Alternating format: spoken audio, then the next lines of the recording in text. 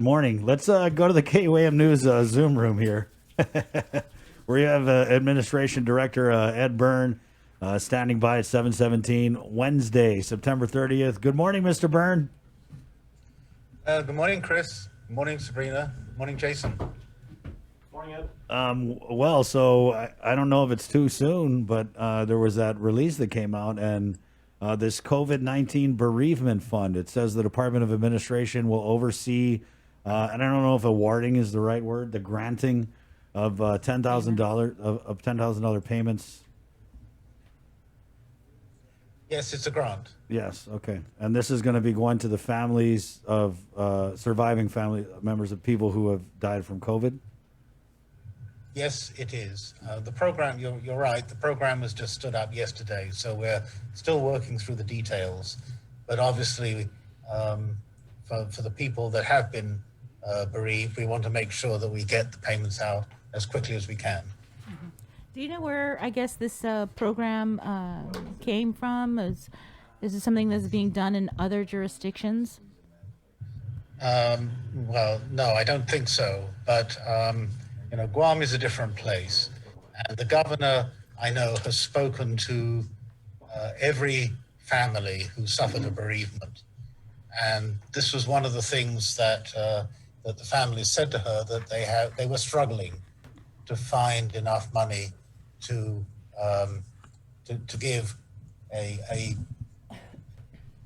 have to say, have to give an appropriate burial to these people who unfortunately succumbed to the COVID virus. Mm-hmm.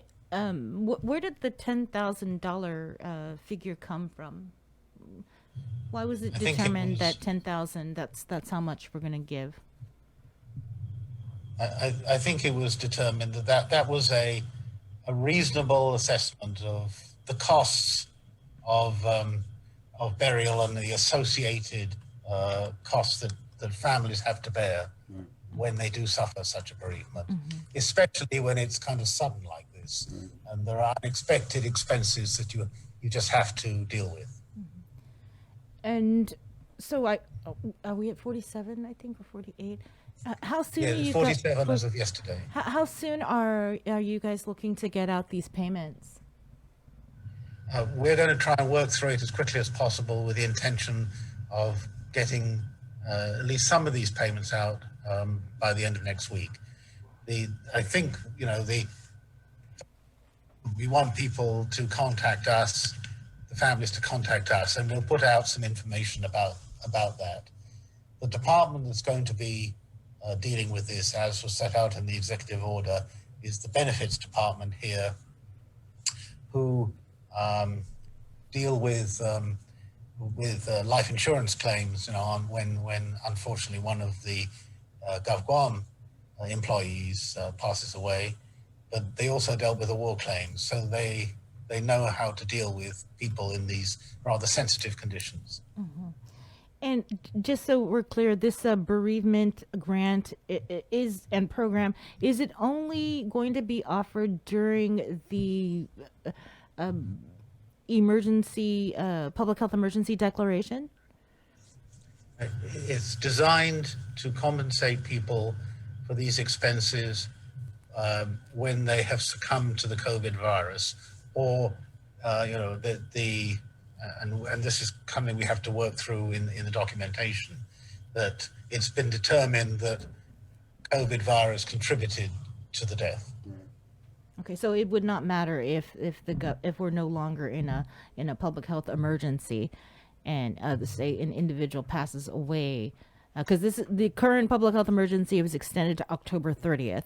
So if somebody passes away like November 4th and it was related to COVID, the family would still be able to take advantage of the program. Right. Yes, I'm sure that would be the case. Okay. And I actually can't imagine that we would not have some kind of public health emergency if people are still COVID virus. Right. Mr. Birn, we had a question here on the Facebook Live feed from Faith. Do they have to be residents? Yes. Yes, they have to be residents, because the deceased has to be a resident, because the if they're in a different state, then they're subject to the regulations of that particular state. And is this, I don't know if you would ask Bree because I was trying to Google it. Is this, are there similar programs across the nation with bereavement, federal bereavement funds being given to family members of those who died of COVID? I actually don't know. Yeah. It seems a sensitive and caring thing to do, but I haven't actually heard of other states setting up a program like this. I saw. As I said, Guam is different. Right, correct. I saw it. There was an article on ProPublica. As U.S. death toll from the coronavirus mounts, President Trump has yet to free up a pool of disaster relief funding specifically intended to help families cover burial costs.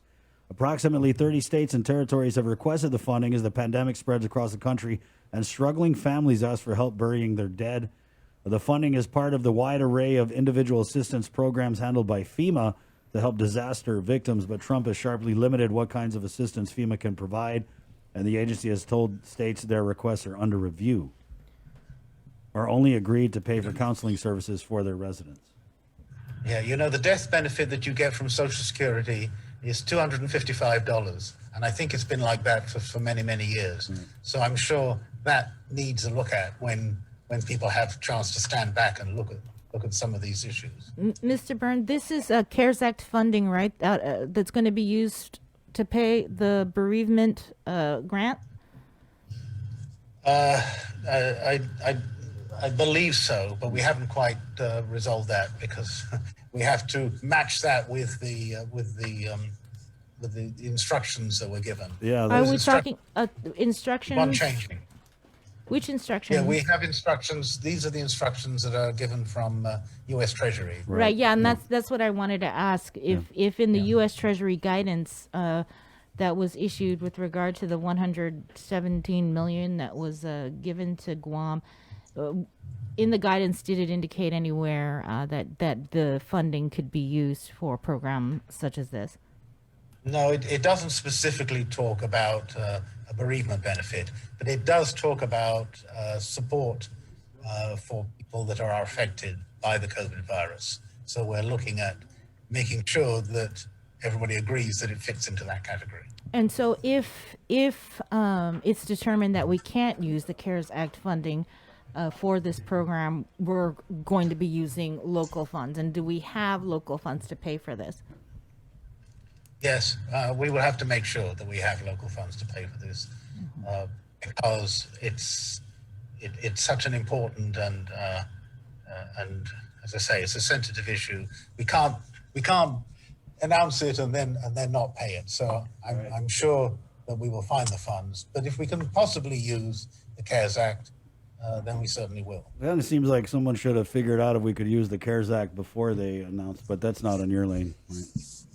Right? We would like to be able to do that, but the instructions, and you can go on the website, and I think there have been 5 or 6 different versions of the instructions and the frequently asked questions. It's just evolved we got the money kind of around the middle of April. It's just evolved over that period. Right.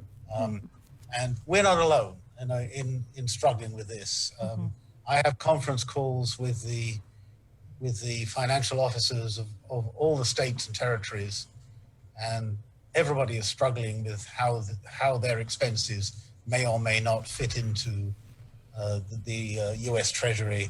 Even the Treasury itself is kind of divided. They've got instructions from the management, and they actually had conflicting instructions from their Inspector General, and I know they're trying to reconcile all that too. So in this case, obviously, because of the sensitive nature, we're going to obviously do our very best to make sure that people don't have to worry about that and they get the money that has been promised to them.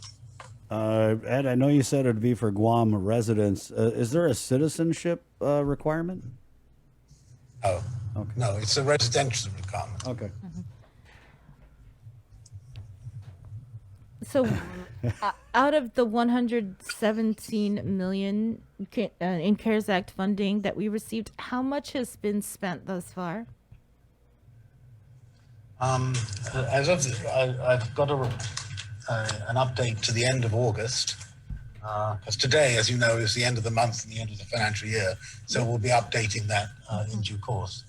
But we've spent, at the end of August, we spent about 47.5 million and about 5 million worth of encumbrances. So we had about 65.5 million left out of the funds that we received. And so 10 million will go to the Zudem and Goffa program, right? No, that's coming. That wasn't the legislation didn't provide for that to come from the CARES Act funding. Oh, I thought that was the goal, that the CARES Act money would fund the Zudem and Goffa program, because there was this whole debate on session floor about why are we legislating federal money, Exactly. right? Exactly. And so Exactly. the priority was supposed to be to use the CARES Act money. So are we would not certainly- going that route now? It would certainly fall into that category, but I really don't want to get into. And I see Senator Moreland there. And I know this is one of the things. I really don't want to get into that discussion about who can do what. We'll the money will get paid out. There's 10 million that's in the legislation, and we'll make sure that whatever is appropriate gets paid out. Right. Okay, but you can't say that the CARES Act funding will be used.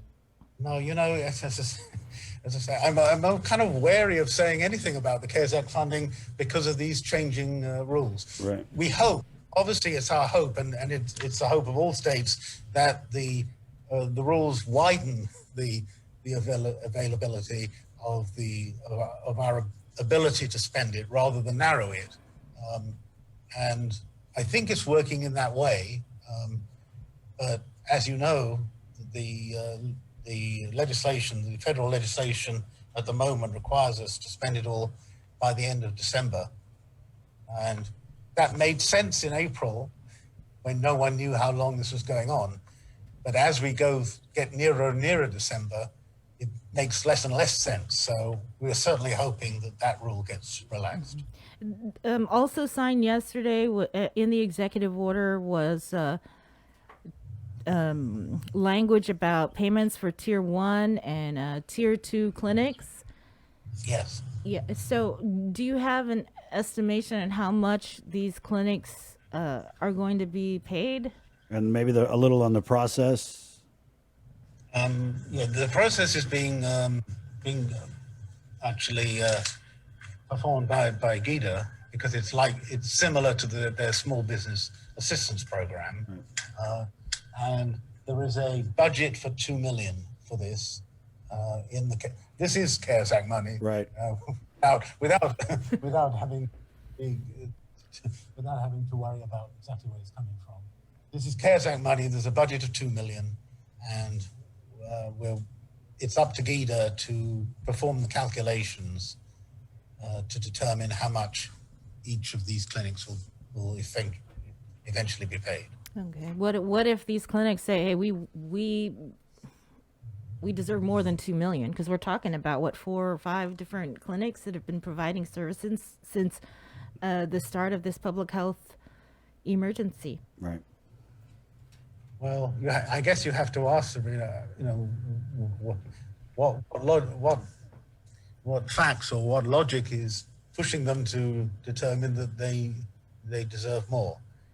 Everybody has suffered during this situation, and everybody, but the clinics in particular are being paid under this program because they performed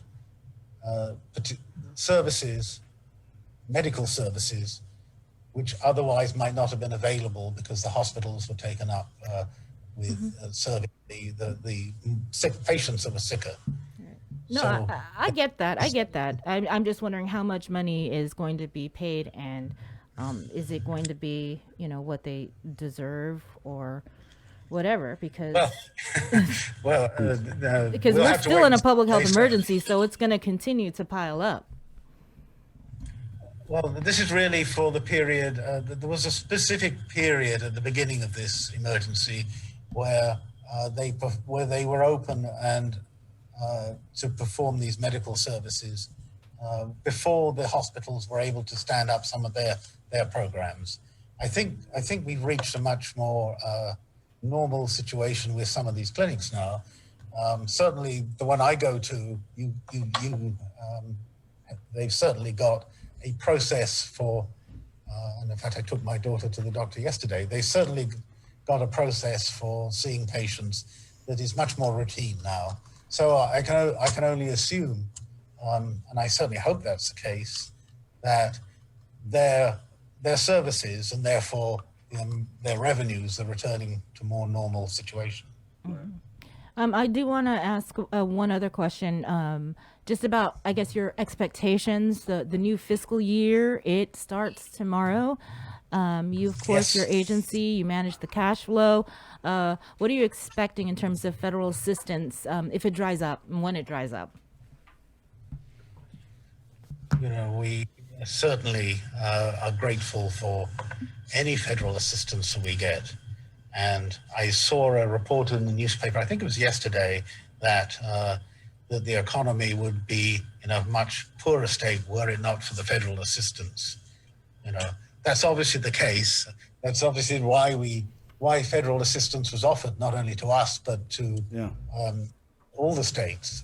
So certainly hope that we can have a continued access to federal assistance, and particular in the healthcare area. We want obviously Medicaid match to be maximized, and we want to make sure that the community centers are fully funded. So all this money we certainly hope comes in. However, as everybody expects, it's 2021 is going to be difficult in many respects because we're not expecting a immediate return. Even if everything were opened up tomorrow, we're not expecting immediate return of tourists. So, and the economy is highly dependent on tourists. So I'm sure we're going to be careful how we measure out our cash. However, having said that, so far, and this was the burden of much of the discussion during the recent budget discussions with the legislature, revenues have held up fairly well.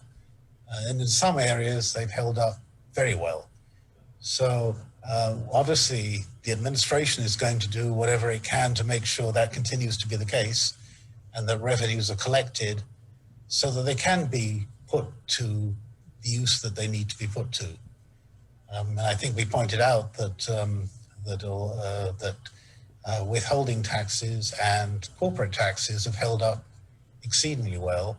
And as we go through next year, and some of these corporate taxes are collectible because of the military build-up that's going on, and the subcontractors and contractors that are operating on behalf of the military are paying those taxes. So we certainly hope that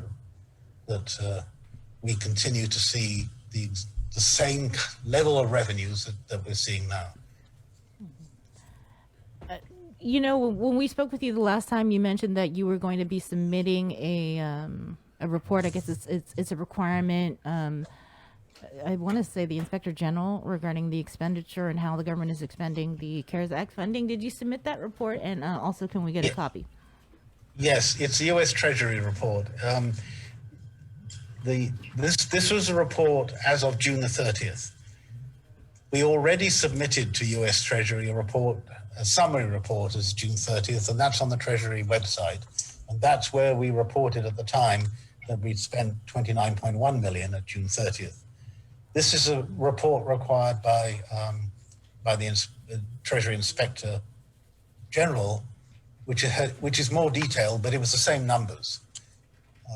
It was kind of like a dress rehearsal for the report that we're going to submit as of September 30th, which has to be done during October.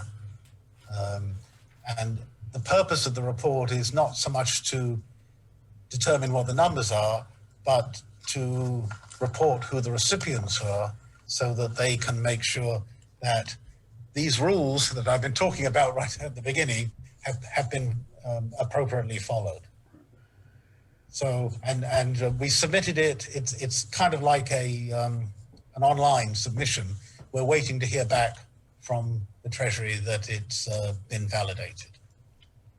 Okay. Go ahead.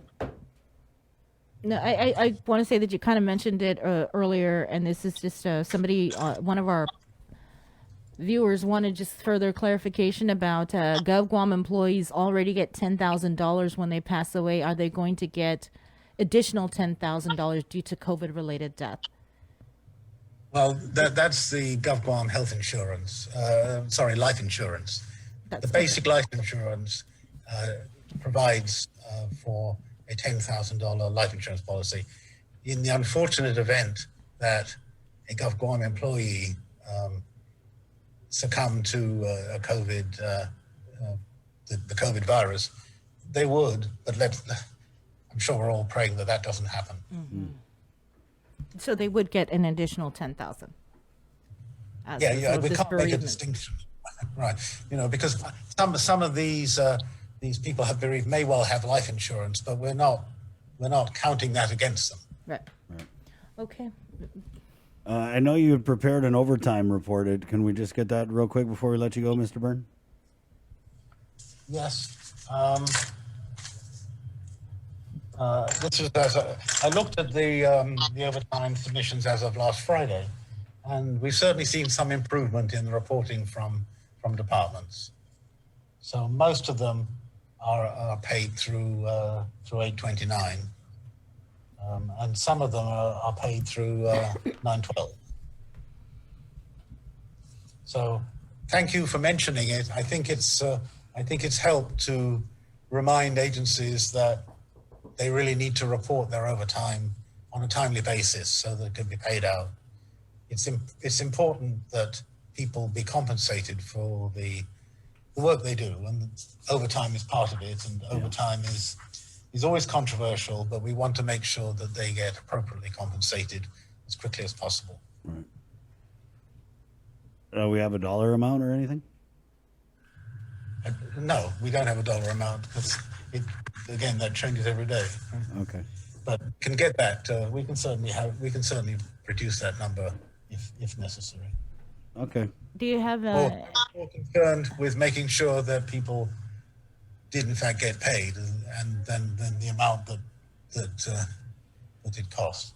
Do you know or have a list of agencies that have not been paid their overtime? I have a list of agencies who have not yet submitted to us. Okay. Is it a lot of agencies that have not submitted to the Department of Administration? No. Can you just tell us? As So I we say, can... it's much improved. Oh, so which agencies? Well, like I said before, I don't really want to name agencies. Send it to me and then I'll name it and we'll put up a big wall of shame. File your overtime for your hardworking employees. Yes, we want to pay them, and that's what I've said. And it said it's much improved. We've got very few agencies who have more than 2 weeks outstanding. Okay. You have a number? Is it 5 agencies? We've got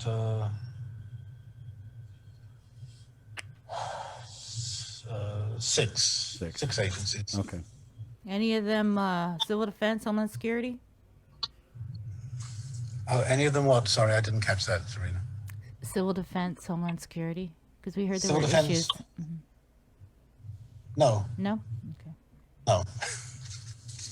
No. I think there were issues, but Right. that was one of the efforts we made to clear up that agency. Any of them Guam Police Department or Department of Corrections? Now you're pushing me. We got it 4 hours. All right. And Bree, you good? Yeah. Okay. Okay, Mr. Birn, thank you. Thank you. All right. Have a Stay good day. safe. Wash your hands, be safe. All right, 741. The link on the Breeze, 93.9. I got to keep it going here, but definitely want to talk about this bereavement fund. He said, What that? I'm sorry. They don't even know where the money's coming from. okay, that's what I thought. Yeah, that's what he said. Something like Did he say that? Did you guys hear that? They don't know where the money's coming from. that. Yeah, that's what he said. Okay, let's go. We're gonna get Dr. Hoa on. I know we have Senator Moylan The other standing thing by. he said was the whole Mangafa program. Yeah. That went live yesterday. Department of Revenue Taxation is taking applications. And you remember the session that happened, a point of personal privilege, you know, all of that drama. And Senator Amanda Shelton made it a point that, okay, we're going to use CARES Act funding. That's what we're going to do first. And now he's saying that we may or may not use that. I mean, this So is that's just, $10 million that we're going to use from our local budget. what are we going to take it from DOE? Where are we going to take it from? Public health.